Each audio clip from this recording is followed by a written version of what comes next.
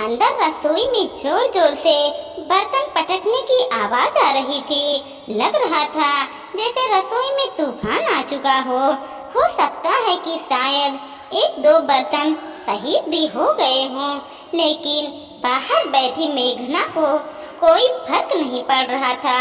वो तो चुपचाप अपने मोबाइल में अपने दोस्तों के साथ चैट कर रही थी। अच्छे से जानती थी कि शोर क्यों हो रहा है। जब उसने कोई प्रतिक्रिया नहीं दी तो आखिरकार 15 मिनट बाद अपने आप ही सारा शोर बंद हो गया और उसके 1 घंटे बाद रसोई में हांफते कांपते सीमा जी निकल कर आई। एक तीखी सी नजर उसने अपनी बहू मेघना की तरफ डाली, पर मेघना तो उसकी तरफ देख भी नहीं रही थी। वो तो अपने मोबाइल में ही बिजी हो रही थी।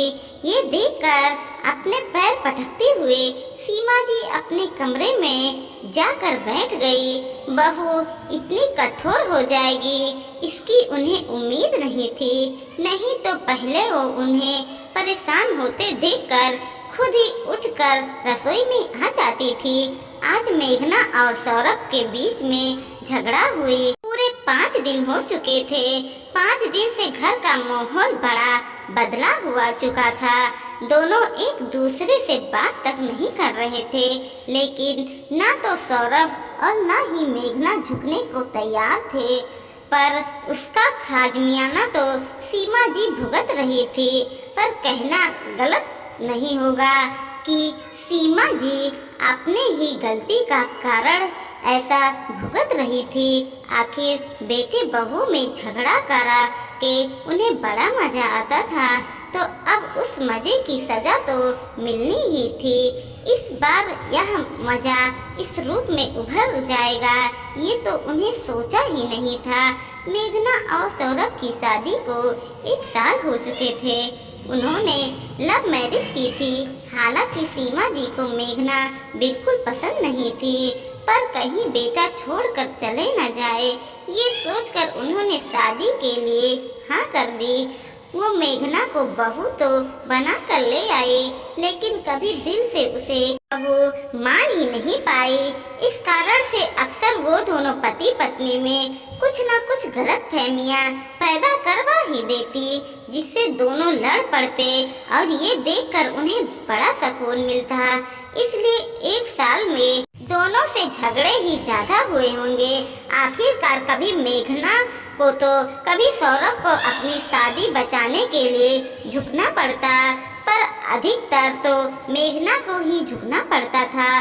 शादी के 2 दिन बाद ही दोनों में पहला झगड़ा शुरू हुआ है, जब सारे रिश्तेदार तो अपने अपने घर चले गए। पीछे से घर में सीमा जी, मेघना और सौरभ ही बचे। रसोई की रस्म तो 1 दिन पहले ही हो चुकी थी। शाम को मेघना रसोई में खाना बनाने जाने लगी तो सीमा जी ने उसे मना कर दिया। अरे बहू, अभी कहाँ रसोई में जा रही हो? अभी तो तुम्हारे हाथों की मेहंदी भी नहीं उतरी है। कुछ दिन तो आराम करो, मैं खुद अपने हाथों से तुम्हें खाना बनाकर खिलाऊंगी। उसकी बात सुनकर मेघना ने कहा, पर मम्मी जी, घर में ले देकर हम 3 लोग ही हैं, मैं फटाफट खाना बना लूंगी। आप क्यों परेशान हो रही हो? अरे इसमें परेशानी की क्या बात है? अगर मेरी बेटी होती तो मैं अपनी बेटी को भी तो बनाकर खिलाती। जा तू आराम कर, मैं खाना बना लूंगी। उनकी बात सुनकर मेघना अपने कमरे में आ गई।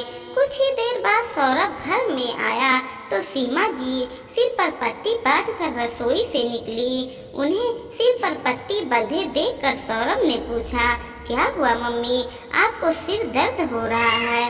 फिर आप रसोई में काम क्यों कर रही हो? अरे बेटा, खाना तो बनाना ही पड़ेगा ना। लेकिन मम्मी, अब तो बहू भी आ गई है, वो खाना बना लेती, आप क्यों बना रही हो? बेटा, अब नई बहू से कैसे कहती कि तुम खाना बना लो? इतना तो उसे खुद कहते कहते सीमा जी चुप हो गई। पर उनकी ये बात जिस तरीके से वो सौरभ तक पहुंचाना चाहती थी, वैसे ही सौरभ तक पहुंच गई। सौरभ चिल्लाता हुआ मेघना के पास गया। मेघना, तुम्हें शर्म नहीं आती? मम्मी के सिर में दर्द हो रहा है और वो खाना बना रही है, जबकि तुम यहाँ कमरे में आराम कर रही हो। क्या तुम खाना नहीं बना सकती थी? अरे अब मुझे क्या पता, मम्मी जी को सिर में दर्द हो रहा है। मैं तो खाना बनाने रसोई में जा ही रही थी, लेकिन मम्मी जी ने ही तो मुझे आराम करने के लिए कहा था। कह रही थी कि तुम नई बहू हो तो। अरे नई बहू हो तो क्या तुम्हारा इस घर के लिए कोई फर्ज है या नहीं? तुम्हारे होते हुए मेरी मम्मी परेशान हो रही है, तुम्हारी भी कोई जिम्मेदारी है या नहीं? मुझे तुमसे ये उम्मीद नहीं थी। सौरभ, क्यों तिल का ताड़ बना रहे हो? शायद तुम्हें कोई गलतफहमी हो गई है। अगर ऐसा है तो मैं जाकर खाना बना लेती हूँ। नहीं, मुझे तुम्हारे हाथ का खाना नहीं खाना, मैं बाहर से खाना मंगा लूँगा। बस छोटी सी बात का बतंगड़ बन गया और दोनों आपस में ही लड़ पड़े। पर ये देखकर सीमा जी को बड़ा मजा आया।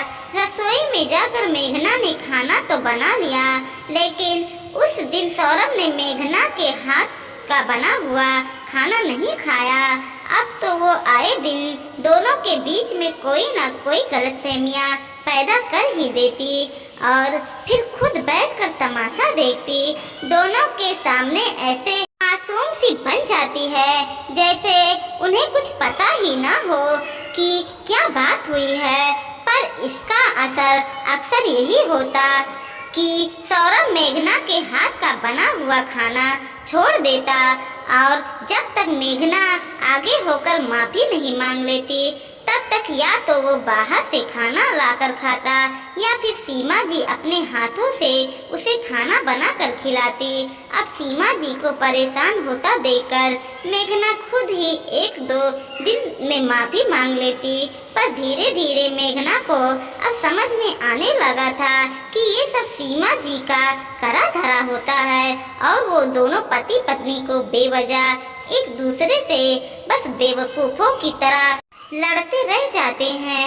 अभी 5 दिन पहले कोई भी बात नहीं थी, वो शाम भी और शाम की तरह ही थी और सौरभ उस दिन जल्दी ऑफिस से फ्री हो गया तो उसने मेघना को फोन करके कहा, तुम जल्दी से तैयार हो जाओ, हम मूवी देखने चलेंगे। बस मैं थोड़ी देर में ही आता हूँ। उसकी बात सुनकर के मेघना ने फोन रखा और फटाफट रसोई में सीमा जी के लिए खाना बनाने चली गई।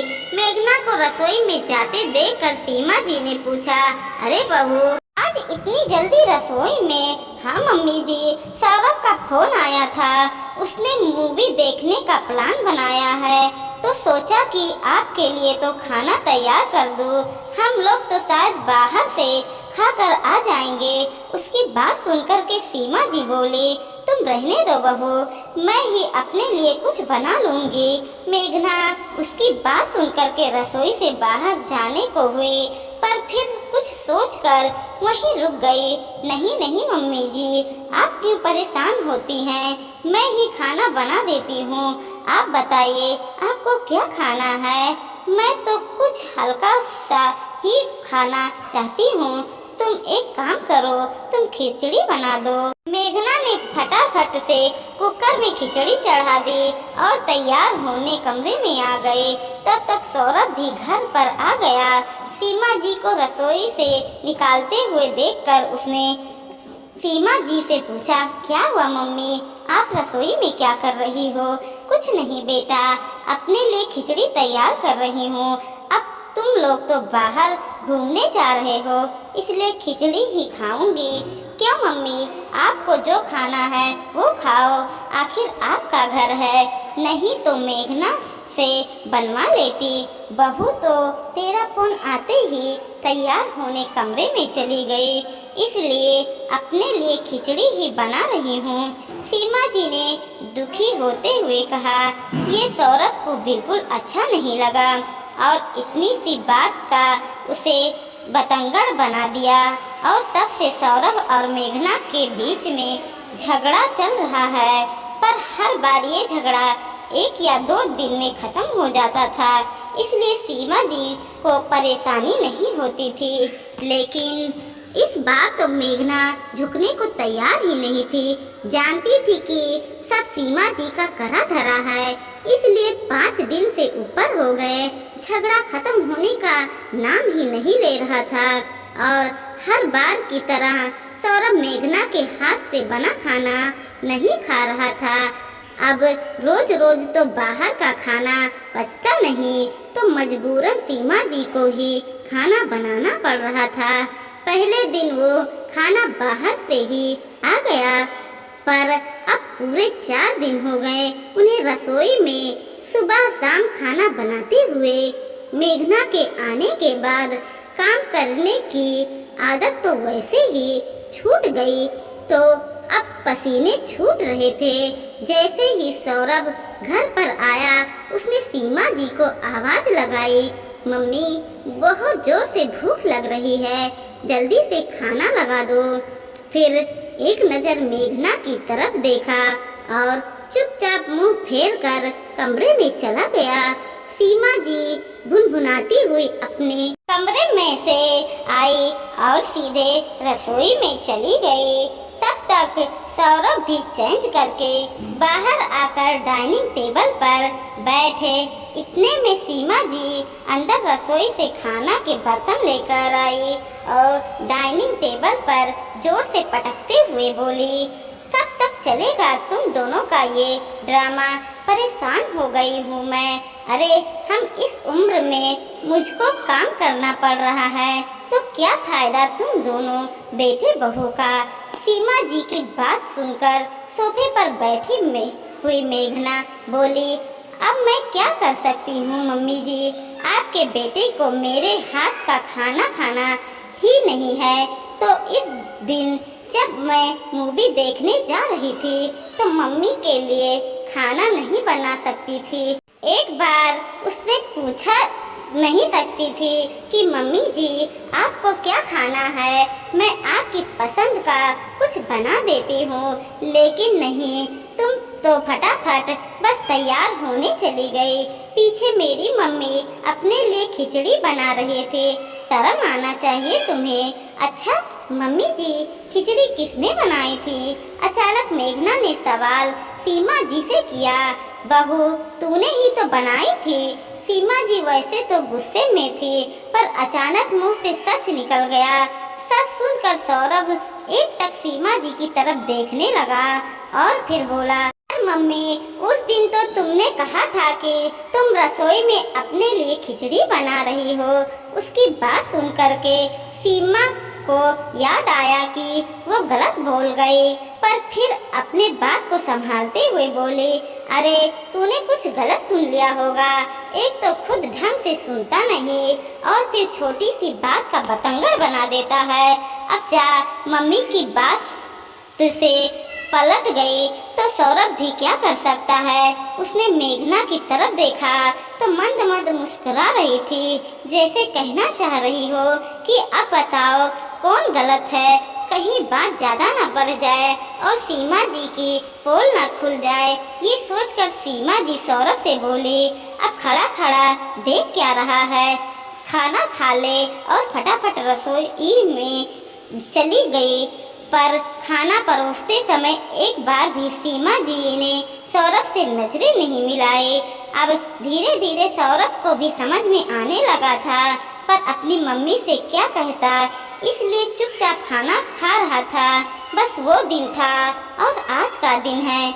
पहली बात तो सीमा जी खुद ही दोनों के झगड़े कराने से बचती थी, क्योंकि उन्हें पता था कि मेघना फिर अपनी जिद पर आ गई तो घर का काम उसकी जिम्मेदारी हो जाएगी। और यदि कभी ये कीड़ा कुलबुलाता भी था तो सौरभ मेघना और सीमा की जो कि आमने सामने कर पूछ लेता था।